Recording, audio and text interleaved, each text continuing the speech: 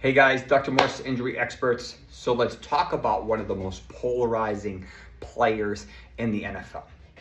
Since being drafted in the early first round in 2017, Christian McCaffrey has been feast or famine. He went absolutely nuclear in 2019. Do yourself a favor, after you're done with this video, go look at the stats. They were absolutely bananas, and I don't know if we'll ever see a season like that ever again. But unfortunately, that season absolutely destroyed his body, and he really struggled in 2020 and again in 2021. I think he combined to play a total of 10 games those 2 years.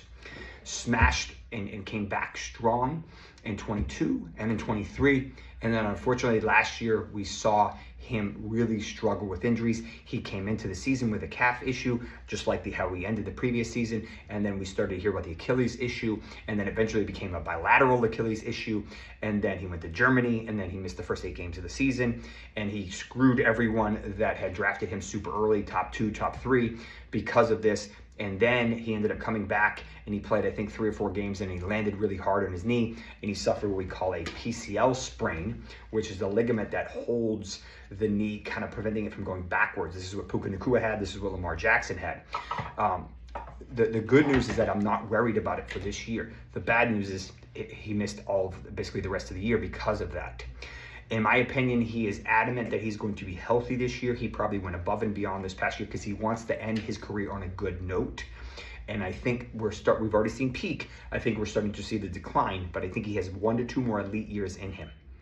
Now, he has a lot of risk, probably 2 to 3 times as much as everyone else, because the greatest predictor of future injury is past injury. And he has high ankle sprains, he has hamstring injuries, he's got shoulder injuries, he's got calf and Achilles, knee problems. He has every body part banged up.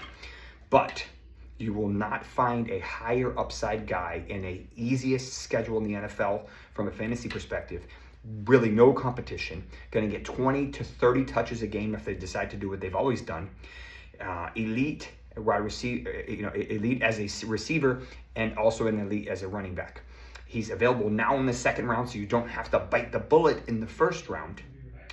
And because of their injuries in the wide receiver room, he's probably going to get more work than they would like him to get.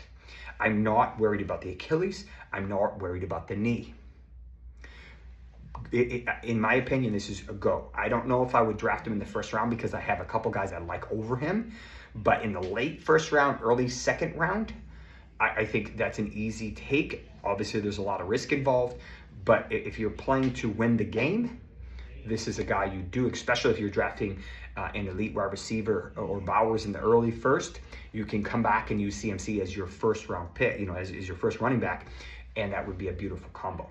If you're looking for a detailed analysis for a ton of injury, a ton of players, who's sleepers, who's targets, I recommend you check out all the work I've been putting in over the past 6 months or so at the enthusiast.com. There's a rookie draft guide that talks about all the rookies that you don't know anything about yet, as well as all these injured guys that are coming back and some of their new offensive schemes.